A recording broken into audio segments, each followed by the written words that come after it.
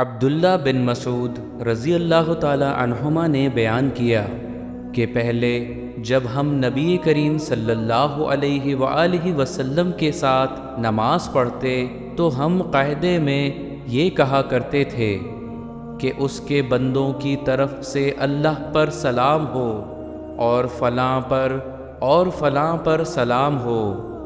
اس پر نبی کریم صلی اللہ علیہ وآلہ وسلم نے فرمایا کہ یہ نہ کہو کہ اللہ پر سلام ہو، کیونکہ اللہ تو خود سلام ہے، بلکہ یہ کہو التحیات للہ والصلوات والطیبات، السلام علیکہ ایہا النبی ورحمۃ اللہ وبرکاتہ، السلام علینا وعلی عباد اللہ الصالحین۔ آداب بندگان اور تمام عبادات اور تمام پاکیزہ خیراتیں اللہ ہی کے لیے ہیں۔